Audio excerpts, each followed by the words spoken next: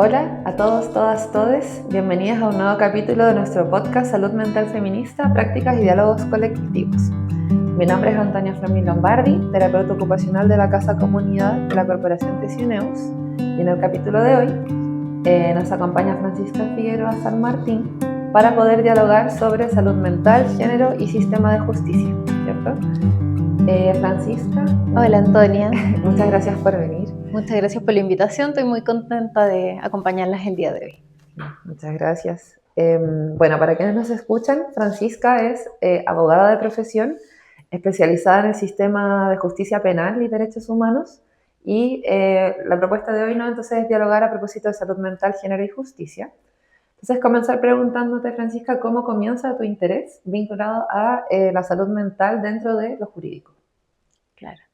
Bueno, la verdad es que yo estudié Derecho hace hartos años atrás y en la carrera es muy poco lo que se enseña o los contenidos que se abordan relacionados con el ámbito de salud mental o de discapacidad. De hecho, cuando yo estudié vimos casi nada de eso. A mí me surge la inquietud cuando vemos el tema de responsabilidad penal de las personas que en contexto de condiciones de salud mental muy severas y de mucho sufrimiento cometen hechos que pueden ser constitutivos de delito. ¿Cuál es la respuesta del derecho penal y del sistema de justicia penal ante ese tipo de situaciones? ¿Ya? Si los hacen o no responsables de los actos que cometen estando en ese tipo de estado. ¿Ya? Entonces, a propósito de eso y de la respuesta de aplicación de medidas de seguridad que se da en instituciones psiquiátricos forenses, yo empecé a preguntarme en qué estado estaban las personas que estaban recluidas en esos espacios que no eran cárceles, que eran instituciones psiquiátricas a las cuales eran internadas personas que habían cometido hechos que podían ser entendidos como delitos, pero de los cuales no eran responsables penalmente, ¿ya?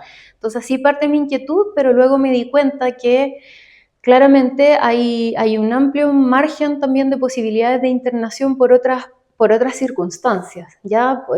Es solo circunstancias de cuidado de salud, de personas que en atención a condiciones en las que se encuentran y en condiciones muy excepcionales la legislación establece de riesgo para su vida o para terceros. La legislación chilena permite que esas personas puedan ser internadas en establecimientos psiquiátricos. Entonces yo empecé a preguntarme en qué estado están esas personas en esos lugares, cuáles son los controles judiciales que existen, si es que existen, controles judiciales cuáles son.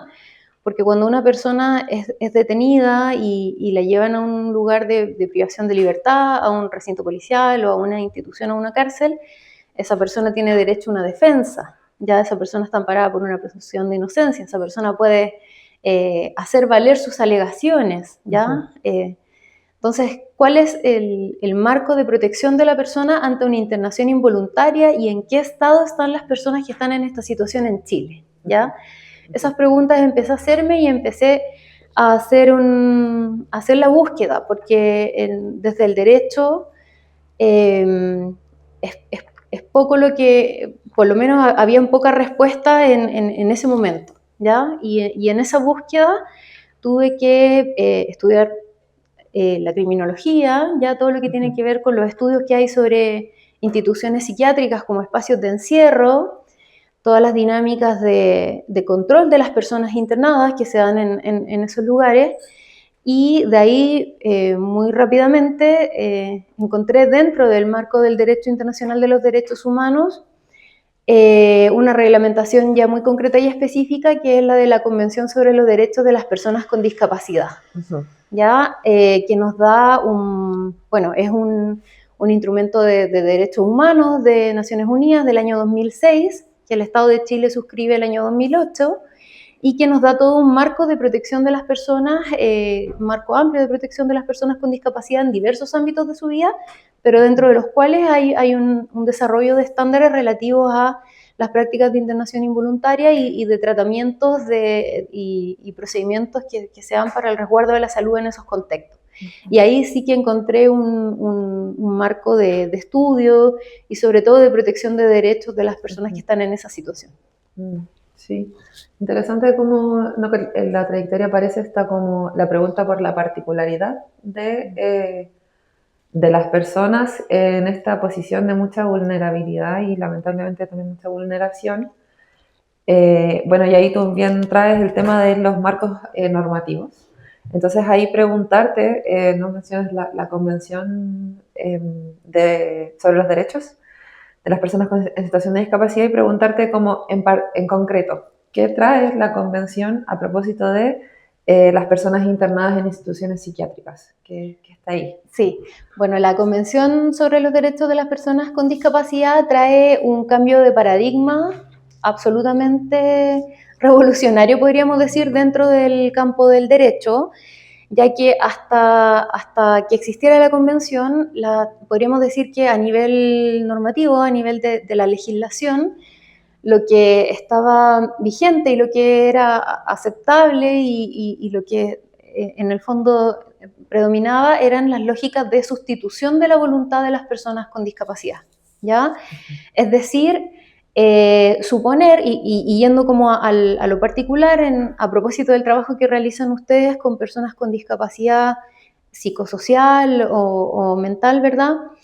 Suponer que las personas que tienen condiciones o afectaciones muy graves de salud mental, antes se entendía que eran incapaces de decidir por sí mismas, que eran incapaces de tomar decisiones respecto a sus vidas, respecto a, y en general a sus vidas, pero en particular respecto a la recuperación de su salud, ¿ya?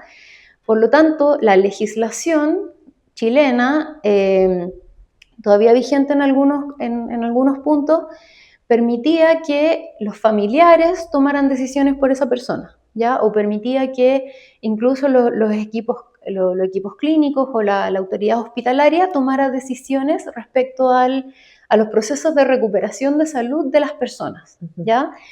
Ahora bien, la convención lo que hace es invertir esta lógica y decir, nosotros reconocemos la autonomía de esta persona, ¿ya? Reconocemos la condición de esta persona además como parte de la diversidad humana, ¿ya? Y reconocemos la autonomía de esta persona y el Estado se obliga a entregar apoyos para que la persona pueda tomar decisiones, ¿ya?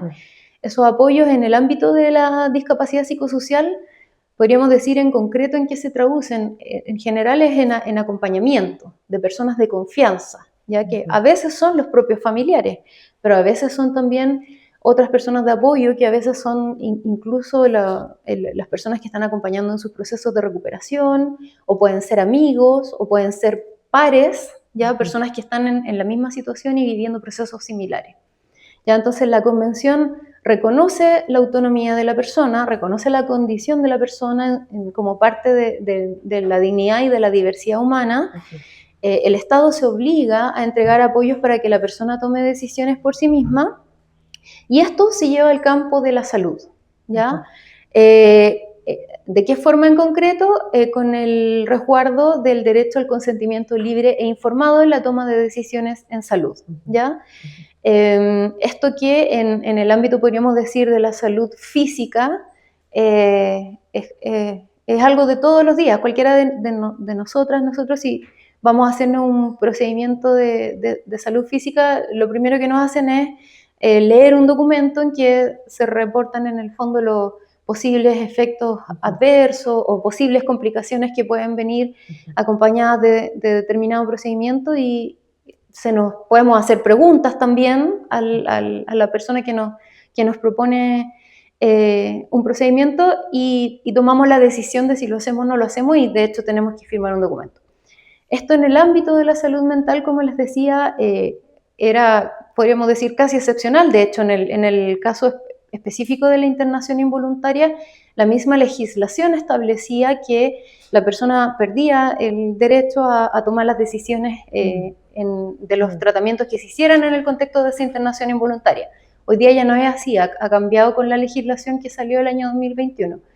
Pero la convención lo que hace es precisamente poner en el centro a la persona, su dignidad, sus derechos, su autonomía y establecer este mecanismo de apoyos y de salvaguardias también para que las personas que hacen esta labor de apoyo o sea, para que en todo momento sea respetada la voluntad y las preferencias de las personas con discapacidad en la toma de decisiones.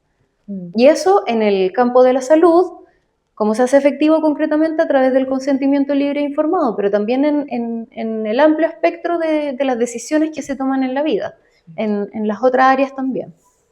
Sí, sí que como llamativo igual que no es hace tanto ese cambio. Claro. No es hace tanto tiempo, sí, ¿no?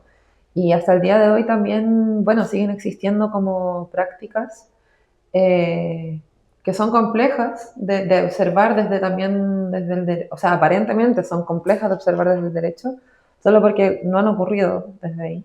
Entonces ahí también como preguntarte, en tu experiencia, ¿no? Pero como cuáles son estas prácticas que son más cuestionadas a nivel de esta tensión tal vez Claro. como con los derechos, con las convenciones. Claro. Bueno, en el ámbito de la salud mental en particular, en estos últimos años y precisamente a propósito de estos cambios que trae la Convención sobre los Derechos de las Personas con Discapacidad,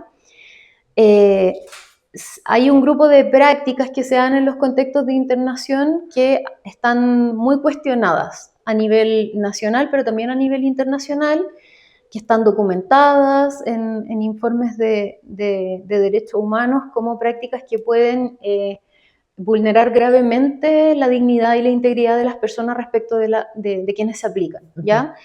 De hecho, hay unas que en específico están se han estudiado dentro del campo de la protección contra la tortura y los tratos crueles, inhumanos o degradantes en contextos de salud, ¿ya? Y son precisamente las prácticas, bueno, la internación involuntaria, la práctica de la terapia electroconvulsiva sin consentimiento, la práctica de la psicocirugía sin consentimiento y todo lo que son los tratamientos irreversibles o procedimientos más bien irreversibles sin consentimiento. Entonces está ahí la psicocirugía, está la esterilización forzada, están las prácticas de contención mecánica, que es la sujeción de extremidades y de tórax, la inmovilización forzada de una persona a través de la sujeción de sus extremidades o de tórax, ya sea en una cama o en una silla, puede ser también casos que se han visto. Y la contención química también que se llama, que es el control de la persona a través de la administración de fármacos, ¿ya?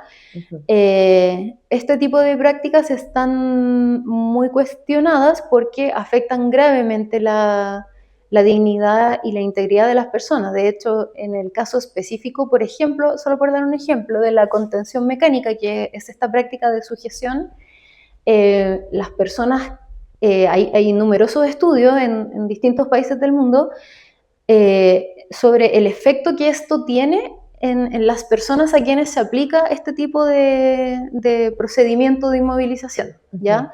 Es un efecto sumamente traumático que en ocasiones deja lesiones físicas, ¿ya?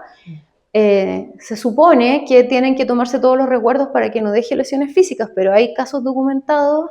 De hecho, aquí en Chile hay casos en los cuales se han presentado denuncias, querellas incluso por casos de contención mecánica en que las víctimas han terminado con lesiones físicas.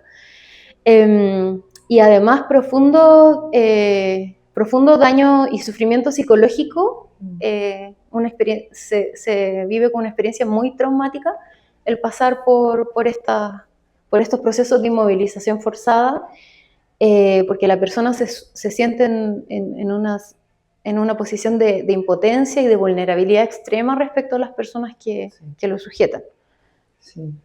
Sí, ¿no? Y ahí como que en todas estas prácticas que comentas también opera mucho del poder. Claro. ¿no? Como el poder que tienen las personas sobre quien está en este momento en una posición más vulnerable.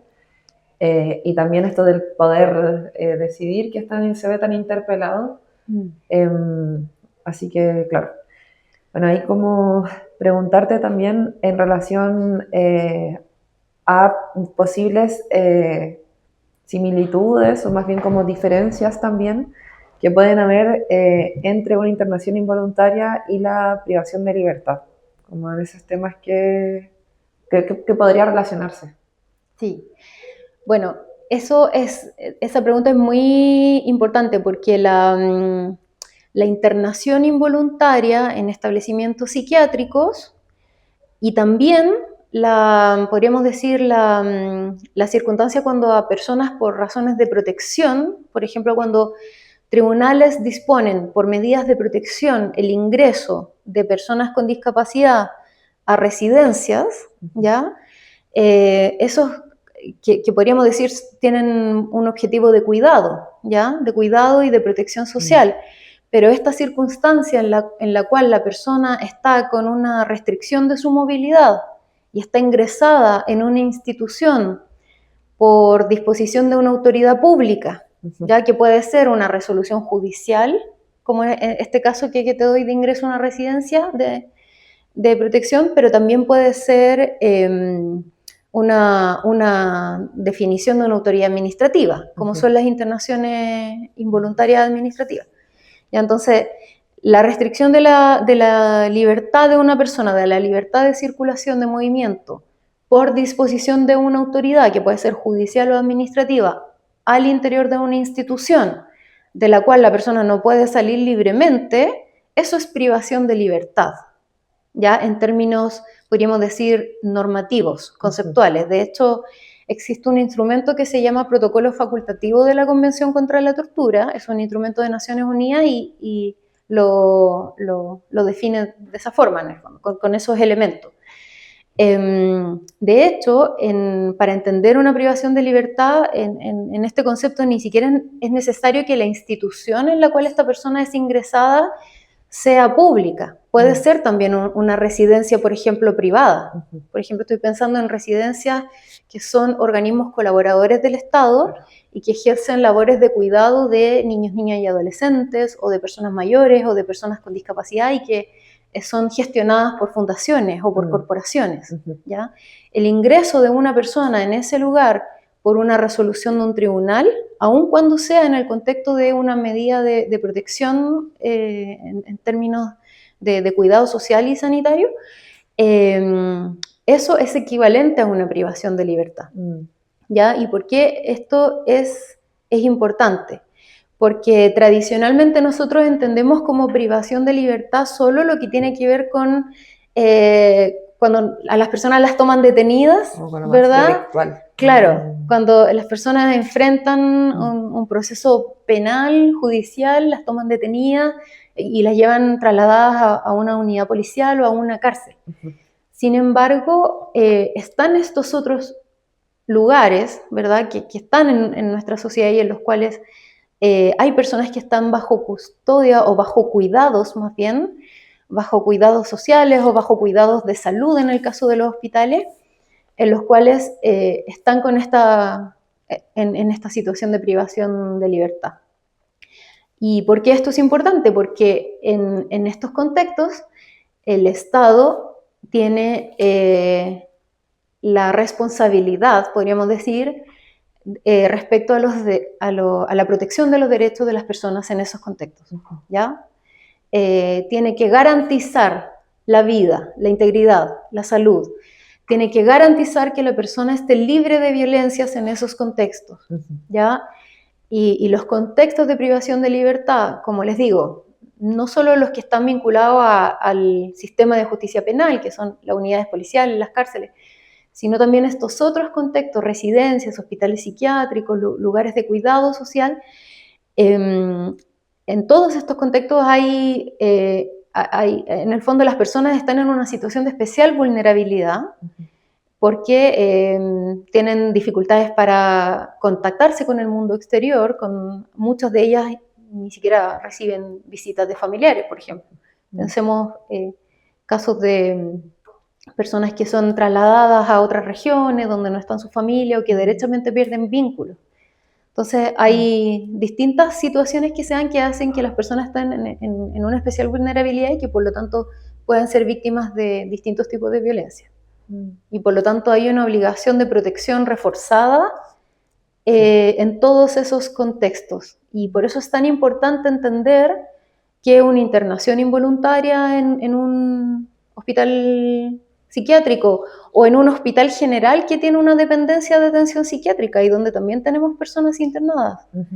Y también el ingreso de personas a residencias de protección y cuidado implica una responsabilidad especial de monitoreo y de prevención respecto a las violencias en ese contexto. Sí. Y ahí como en particular, claro, porque están como todas estas violencias que ocurren más bien de manera como transversal, lamentablemente, ¿no? Claro. Pero en particular en relación a las violencias de género. ¿Cómo ves que eso se expresa también en estos contextos más bien ligados a la salud mental y a la privación de libertad? Sí, bueno, en el ámbito de la violencia de género en particular, ahí está muy documentado todo el tema que tiene que ver con la afectación de la integridad de las mujeres y en particular vinculada a los derechos sexuales y reproductivos. Hay un informe de la ex relatora sobre los derechos de las personas con discapacidad de Naciones Unidas, que es la abogada colombiana Catalina de Bandas, es un informe del año 2017, que es sobre violencia sexual en mujeres con discapacidad.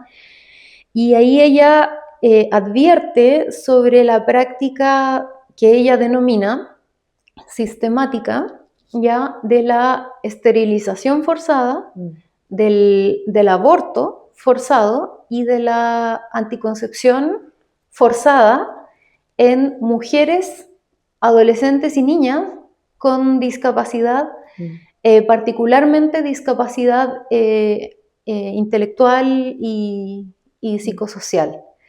Esta es una forma de violencia médica que se da en el contexto médico que afecta de manera muy selectiva a las mujeres con discapacidad y que en los contextos de internación y de hospitalización psiquiátrica ha sido una práctica que se ha denunciado ampliamente aquí en Chile y en diversos países del mundo. Por eso está documentada a nivel global como una práctica que afecta a las mujeres con discapacidad.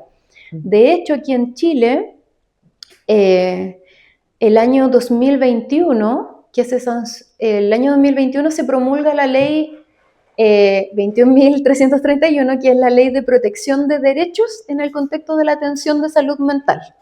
¿Ya? Esta ley es del 2021.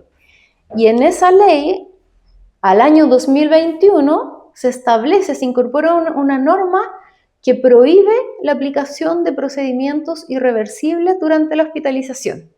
Y especifica la ley tales como la esterilización y la psicocirugía. O sea, hasta antes del 2021 todavía era posible llevar a cabo este tipo de procedimientos, que, como les digo, afectaban de manera focalizada y selectiva a las mujeres con discapacidad que eran internadas e ingresadas.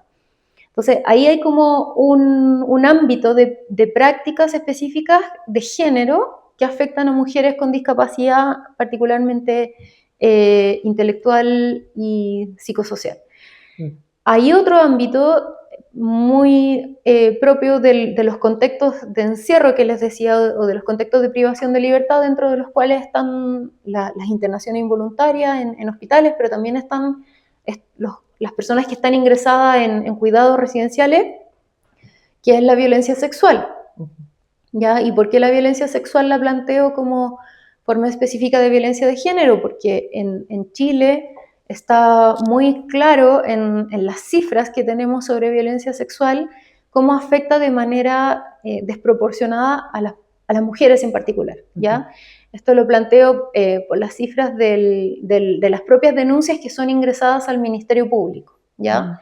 En el boletín estadístico del Ministerio Público del año 2023 sale que el 85% de las víctimas de delitos sexuales en Chile son mujeres, adolescentes o niñas, ¿ya?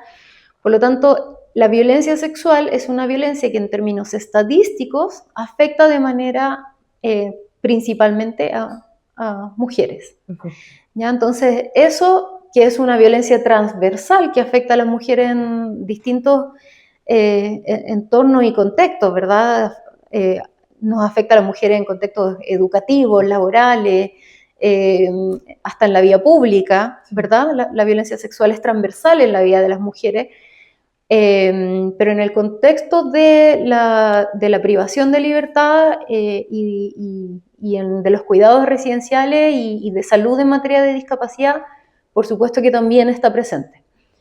Y en tercer lugar, y algo que es muy interesante y que también se ha visto en otros contextos de privación de libertad como formas de violencia hacia las mujeres, es la minimización del sufrimiento de las mujeres, ¿ya?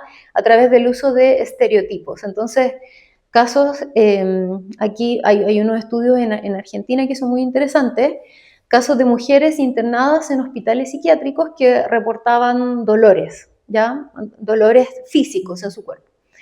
Y que estas solicitudes o estos solicitudes de ayuda o estos reportes de dolores a las personas que las cuidaban en los pabellones eran minimizadas por el personal que las atendía porque decían, no, son mujeres, se quejan por todo, son lloronas, están locas. Entonces minimizaban esos reportes de dolor y de sufrimiento cuando lo que tenían al final del día era una mujer que estaba con un cuadro de apendicitis y lo que necesitaba era que la trasladaran de urgencia a un hospital de salud donde pudieran hacerle una intervención quirúrgica. ¿Ya? Y eso que... entonces, bueno, y esa es, podríamos decir, otro gran ámbito de violencias propias de género que tiene que ver con estereotipos respecto de las mujeres y en particular de las mujeres que tienen diagnósticos de salud mental.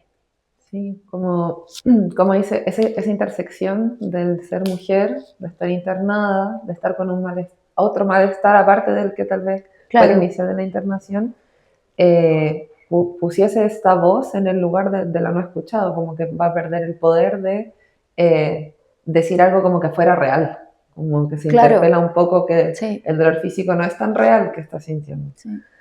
Sí, no, muy interesante lo que tú dices. Y bueno, ahí también preguntarte, ¿no? Porque nosotros sabemos que hace unos años te tocó trabajar en un caso muy grave sobre violencia sexual contra una mujer internada. Entonces ahí preguntarte brevemente de qué se trató como el caso.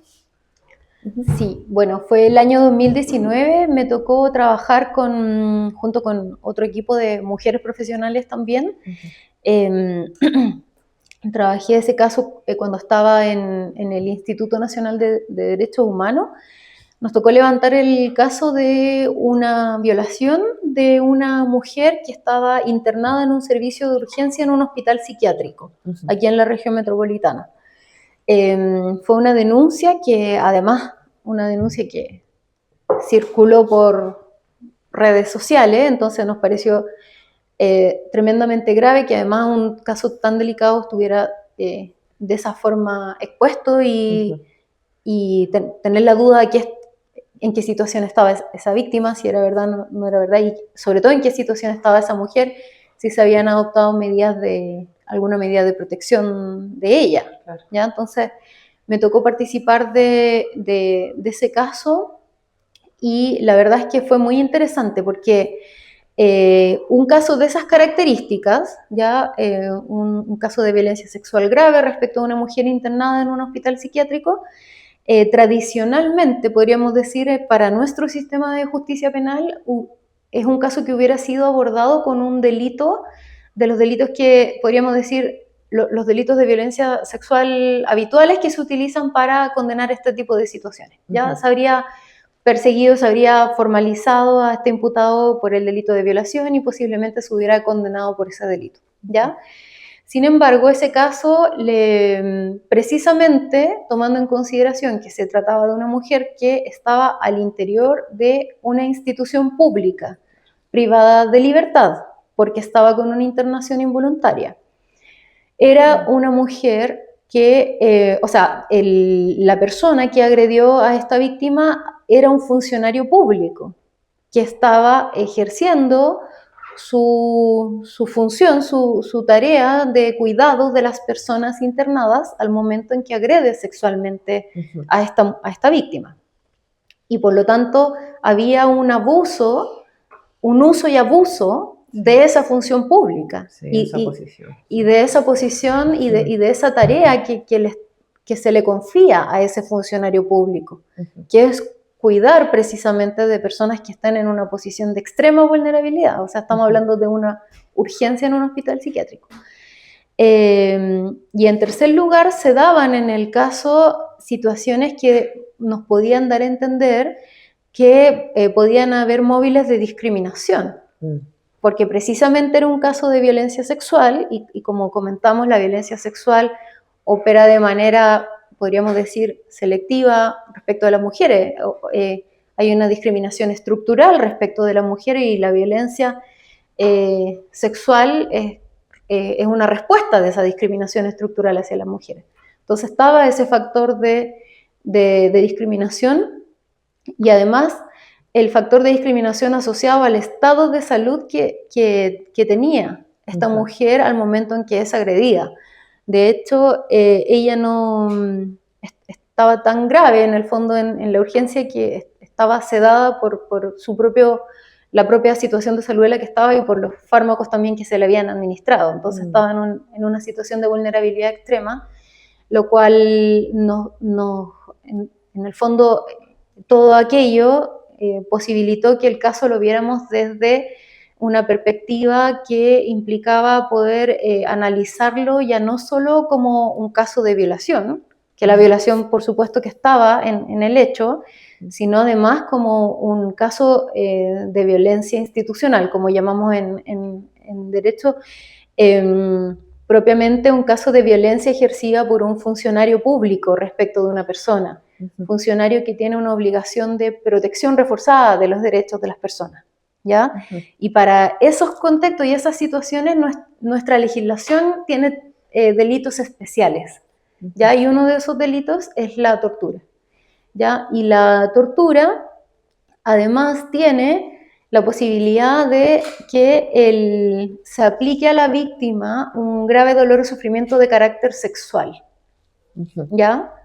Por lo tanto, que fue precisamente el tipo de agresión a la dignidad y a la integridad que se daba en este caso. Entonces teníamos todos los elementos, había un funcionario público, había un grave dolor o sufrimiento de carácter sexual que consistía en esta agresión, habían móviles de discriminación, había una víctima que además estaba en este contexto de especial vulnerabilidad y en una institución pública privada de libertad. Entonces, por distintos elementos, decidimos abordar este caso no solo con el enfoque de género, que desde luego ya era parte de lo que había que considerar, sino además con este enfoque de investigar esto como un caso de derechos humanos, ¿ya? Y eso implicaba que parte de la investigación, y ahí hubo un trabajo muy colaborativo con la fiscal que estuvo a cargo de esta investigación, que parte de esa investigación tuviera que ver precisamente con hacer lo que se conoce como la pericia del Protocolo de Estambul, que es un instrumento, es un estándar investigativo ya a nivel internacional que está orientado a documentar e investigar la tortura, ¿ya? Y que tiene que ver con, bueno, ahí tiene distintos elementos. Entonces, incorporar esa pericia, esa como parte de esta investigación. Y así también incorporar como parte de investigación el tratar de entender y esclarecer estos factores de discriminación, tanto por la circunstancia de ser mujer la víctima como por la circunstancia de su situación o su estado de salud, ¿ya? Esto del estado de salud fue súper importante porque la condición de mujer y la violencia de género y la violencia sexual como manifestación de la violencia de género, desde luego, o sea, eso es como evidente en este caso. Pero el estado de salud fue muy importante también. De hecho, el tribunal en la sentencia lo reconoce como, como parte de aquello que motiva, como la condición de especial vulnerabilidad de la víctima por el estado de salud especialmente delicado en el que se encontraba, lo reconoce el tribunal como parte del delito de tortura, ya como parte de aquello que motiva la aplicación de esta agresión sexual, ya como móvil de desprecio, ya por la condición de salud y de vulnerabilidad en la salud que tenía esta víctima.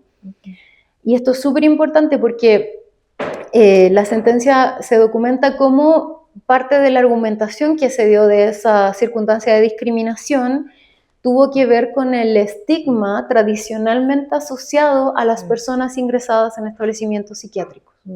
Como estamos hablando de un estigma que en el fondo está presente podríamos decir, en todo el ámbito de sus vidas y particularmente en ese lugar además donde son las personas que están llamadas a los cuidados, ¿verdad?, de salud. Sí. Se entiende por el tribunal que eso también influye, o sea, que en el propio lugar en el cual funcionarios públicos tienen que cuidar, apoyar, cuidar en el fondo de la salud de personas que están en situación de vulnerabilidad extrema, como es una urgencia psiquiátrica, se entiende que haya operado un desprecio por la condición dice ahí en la sentencia, paciente psiquiátrico, es complejo, porque es el lugar al que van las personas cuando ya están en una posición extrema de necesidad de cuidado.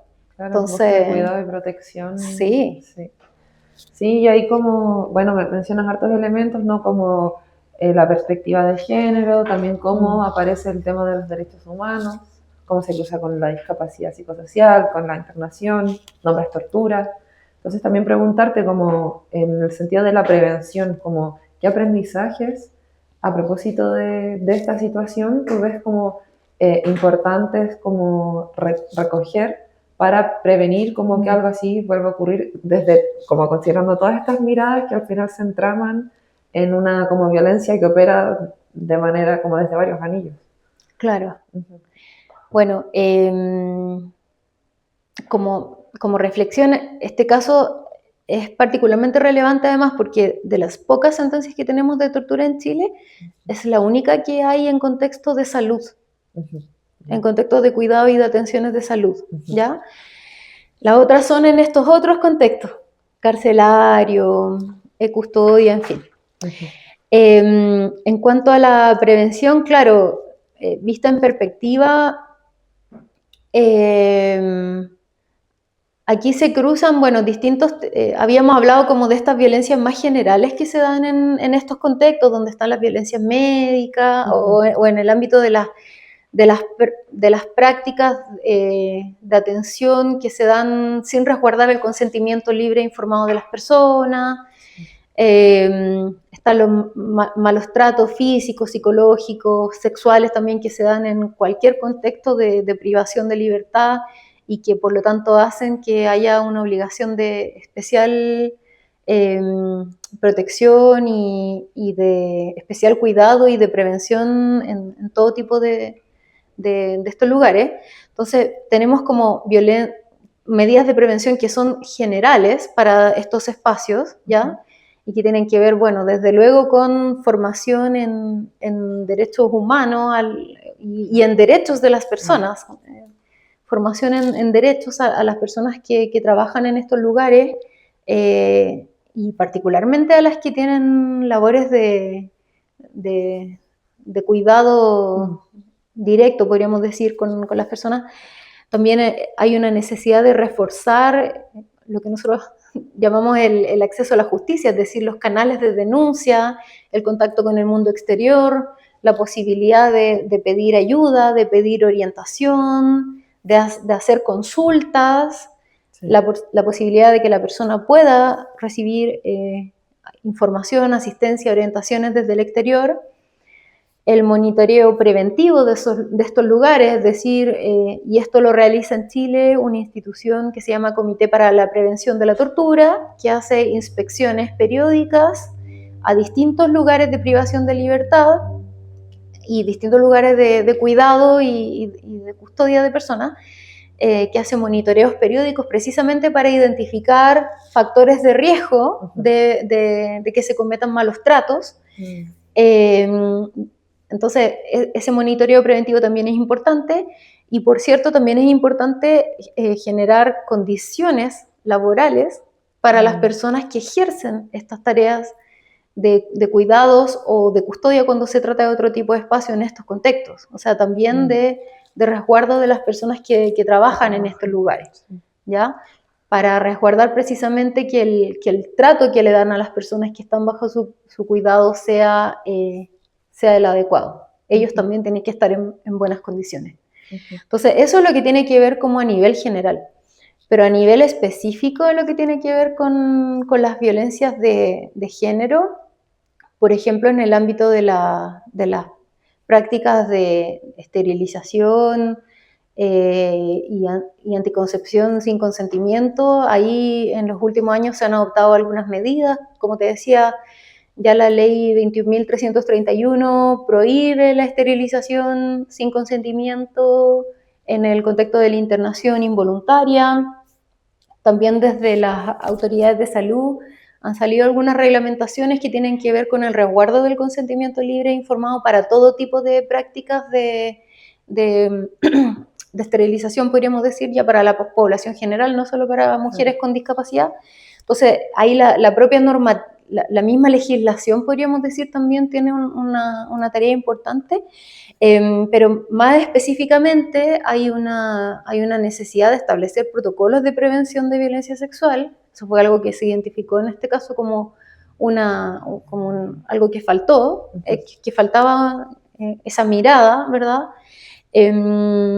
Asistencia también, idealmente, de cuidadores y de profesionales que sean del mismo sexo de las personas que están siendo atendidas, ¿ya? ¿Por qué? Por esto mismo, volviendo a esta cifra que te digo, que el 85% de las víctimas de violencia sexual son mujeres. Entonces ahí es una de las recomendaciones generales, pero idealmente las tareas que tienen que ver sobre todo con los cuidados de asistencia directa, idealmente tienen que ser por personas del mismo sexo.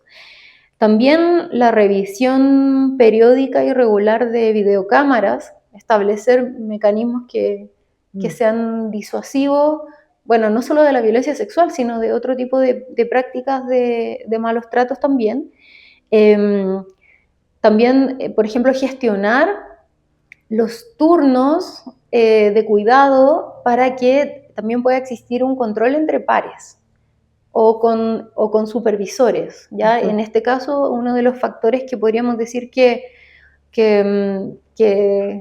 está dentro de este hecho y que quizá posibilita de alguna forma este hecho, es que este funcionario estaba solo a cargo de esta mujer internada y de otra mujer que estaba en la cama contigua, y estaban estas dos mujeres separadas por un biombo que las separaba. Entonces, no había otros funcionarios, compañeros de tareas, claro, o un supervisor que estuviera realizando, en el fondo, acompañando labores y que permita también la supervisión entre pares y que sea disuasiva también. Sí. Entonces hay muchas cosas que se pueden hacer dentro de lo más general, como te digo ya, bueno, capacitemos en prevención de las violencias, en derechos humanos, en enfoques de género, pero también cosas bien específicas como cómo se gestionan los turnos de trabajo, en qué condiciones están trabajando las personas, entre otras. Súper claro, como en lo práctico también. Claro. Como también, porque sin duda hay se puede más, pero hay campañas, hay mucha información sobre derechos. Entonces yo creo que también responde a esto que traes tú de las condiciones laborales. Entonces como que también hay una complejidad de quienes trabajan, ¿no? De poder ir de repente a formarse más en derechos o claro, en lo concreto, porque las condiciones laborales también son muchas veces complejas. Claro. Entonces, pero claro, no por eso hay que dejarlo de lado, menos si es que es algo que tiene que garantizar el Estado, ¿no? A través de funcionarios públicos. Y ahí, retomando esta idea, o sea, que tiene que garantizar el Estado, porque en la medida que no lo garantiza, o sea, y en la medida que se genera un hecho de estas características, no solo podemos tener lo que pasó en este caso, que es una responsabilidad penal por parte de este funcionario que comete este delito, una responsabilidad civil del Estado, del servicio involucrado por reparación a esta víctima, sino también eventualmente el caso puede llegar a escalar a responsabilidad internacional del Estado, ¿ya? Porque estas obligaciones de protección reforzada de derechos, tanto de las mujeres como de las personas con discapacidad psicosocial, intelectual, y en particular en contextos de privación de libertad, son además obligaciones que están en instrumentos internacionales que el Estado de Chile ha suscrito. Claro. Por lo tanto, si el Estado de Chile no adopta las medidas para resguardar esos derechos, para proteger a las personas de las violencias en esos contextos, y si ante casos de violencia no se llevan a cabo las investigaciones, las sanciones correspondientes, no se repara a la víctima, el caso puede llegar a responsabilidad internacional del Estado, ¿ya? Entonces, también es importante pensarlo así, porque al final del día cualquier funcionario público, e incluso, como te decía anteriormente, incluso funcionarios que dependen, que trabajan en instituciones privadas, que son organismos colaboradores del Estado, ¿ya? O sea, fundaciones, corporaciones que tienen estas residencias, ¿verdad? Que tienen estos programas residenciales, no son funcionarios contratados directamente por el Estado, sino que son particulares. Incluso en esos contextos se puede llegar a comprometer la responsabilidad internacional del Estado. Sí, sí. Oye, Francisca, bueno, justamente hemos pasado por muchos temas y entre ellos, de manera transversal, el enfoque de derecho y el enfoque de género. Entonces, ¿como qué reflexión o como qué te parece a ti que hoy en día se plantea investigar justamente el enfoque de género, de derechos, desde algo más ideológico, ¿no? Y el avance de ciertos discursos a nivel mundial, latinoamericano, ¿no? Preguntarte un poco por eso. Sí. A mí me parece que es una indolencia hacia las víctimas, ¿ya? Hacia las víctimas de violencia de género, hacia las personas con discapacidad. O sea, para que tengamos hoy día un instrumento de Naciones Unidas, que por lo demás es el instrumento que más países del mundo han reconocido y se han obligado a cumplir, pasaron décadas, ¿ya? Décadas en que las personas con discapacidad organizadas a través de, movilizadas a través de sus organizaciones, para que sus derechos fueran reconocidos, ¿ya? Y para que existiera hoy día un instrumento de derecho humano que lo que hace es establecer un punto de partida, un punto de partida de aquello a lo que los estados se comprometen para emparejar mínimamente las condiciones en las cuales las personas con discapacidad ejercen sus derechos, ¿ya? Dentro de esas condiciones está la protección contra las violencias, ¿ya? Que no es solo la violencia en los contextos residenciales como las que hemos hablado hoy día solamente, sino también las violencias intrafamiliares, las violencias en los contextos escolares. Hace un par de días atrás veíamos un caso súper grave de violencia en contexto laboral, ¿verdad?, contra una persona. Entonces,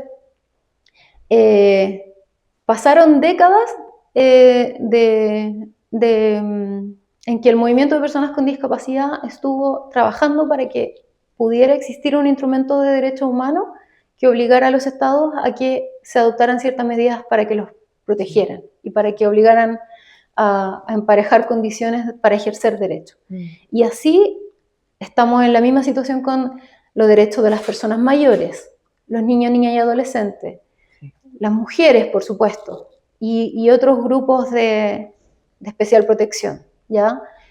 Entonces, plantear que los jueces, los fiscales, las policías, los peritos, por ejemplo, los profesionales que hacen pericia en el servicio médico legal u otras instituciones, plantear que ellos incorporen el enfoque de género o de derechos humanos en discapacidad o en personas mayores es un quehacer ideológico, es una indolencia y una falta de respeto para esos grupos de personas que necesitan esa protección del Estado y que son víctimas de discriminación y de violencia que son estructurales.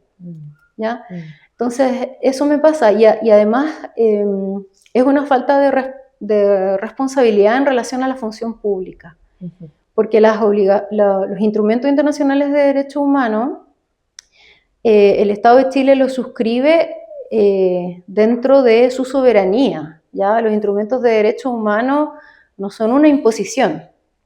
El Estado de Chile tiene todo un mecanismo democrático en el cual se define los tratados que se suscriben, ¿ya? Y a los cuales el Estado se obliga de buena fe a cumplirlos, ¿ya? Y por lo tanto, todos los funcionarios públicos estamos obligados, como al ejercer la función pública, estamos obligados a darle cumplimiento a esos tratados. No son tratados que se suscriben para que queden como en el mundo de los principios del mundo mejor. Son cosas concretas, obligaciones jurídicas que tenemos que cumplir en nuestro trabajo, ¿ya? Entonces también plantearlo como un quehacer ideológico es una irresponsabilidad respecto a todos los funcionarios públicos que en su tarea cotidiana y diaria tienen que aplicar estas normas y que son parte de su trabajo cotidiano. Sí, pienso como que está esto de aplicar las normas y también como de habilitar canales, preguntas, vías, cuando evidentemente no se está cumpliendo, como esto que decías, de no sé, como turnos de más de una persona, ¿no? Las cámaras, como hay algo que no se está pudiendo, no está logrando hacer, entonces como también se habilita eso, como mecanismos para cerciorarse que eso se pueda cumplir. Y no quede justamente como un poco escrito muy arriba y no, porque eso tiene como traducciones y expresiones que son muy cotidianas, porque ahí está alojada la vulneración, lo cotidiano también. Claro. Sí. Bueno, Francisca, ya como para ir cerrando, preguntarte si es que quisieras como decirle más a quienes nos escuchan, algún mensaje a propósito de la importancia del enfoque que, si bien, claro, tiene que ver con el género, me parece que es más bien interseccional, como que has traído todo el tiempo las distintas intersecciones. Entonces, palabras para quienes trabajan en salud, educación, justicia, y también para quienes sean vecinos, vecinas, ¿no? Y escuchen esto. Sí. Sí. Sí, bueno, mirar precisamente todo esto que hemos conversado, que existan hoy día estos instrumentos de derechos humanos que podemos aplicar en nuestro trabajo. Bueno, las personas que son víctimas que puedan pedir que se apliquen también, ¿verdad? Como un avance, ¿verdad? Como un avance que lo que hace es ampliar el marco de protección de las personas respecto a la intervención no solo del Estado, sino que ampliar la protección de las personas contra diversos tipos de violencia, ¿ya? Entonces, ver eso como un avance, cuidarlo también, particularmente en estos tiempos, y volver a centrarnos en lo esencial. O sea, comentábamos que estamos también en tiempos de profunda transformación, incluso transformación tecnológica, ¿verdad? Sí. Parece ser que a veces se está un poco, que está cambiando todo, que se están cuestionando las lógicas y podemos perder un poco sentirnos un poco a la deriva, ¿verdad? ¿Para dónde están yendo las cosas? Sin embargo, la violencia, la discriminación que afecta tanto a las mujeres como a las personas con discapacidad, a las personas mayores, a los niños y adolescentes, eso no ha cambiado. O sea, eso sigue estando, sigue siendo una necesidad, una urgencia prioritaria para quienes trabajamos en la función pública, en el caso de ustedes que tienen este proyecto comunitario y que les toca trabajar con estas poblaciones que enfrentan estas dificultades en sus vidas, ¿verdad? Entonces, tener presente que dentro de este mundo cambiante, estas urgencias humanas siguen estando, no han variado sustancialmente y por lo tanto volver a centrarnos en la dignidad de las personas, en los derechos y mantenernos firmes en eso, dentro de este mundo cambiante. Sí. Sí, Francisca, qué importante, ¿no? Como de mantener esos centros, Sí, esos no y esos como que, bueno, hay muchas personas que hablan esto de ponerse las lentes de algo y bueno, agradecerte por la tremenda conversación del día de hoy. Pasamos por muchos temas centrales que a veces pareciesen estar un poco más lejos, pero en realidad lo que tú nos has comentado de tu trabajo también es que están ahí como cuando ocurre, ¿no?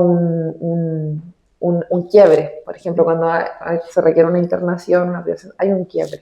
Entonces, ¿qué pasa ahí? Claro que hay mecanismos para poder prevenir violencias. ¿Y por qué? Porque eso también va a ir cuidando, garantizando una salud mental individual, pero también colectiva, ¿no? De todas las personas que pasan por distintas situaciones. Así que, no, agradecerte, ha sido muy valioso y enriquecedor para nosotros. muchas gracias por la invitación. Sí, estamos seguras de que quienes nos escuchen también lo verán así. Así que bueno, querida comunidad, los invitamos a seguir escuchando nuestro podcast de salud mental feminista, prácticas y diálogos colectivos en el siguiente capítulo. Muchas gracias.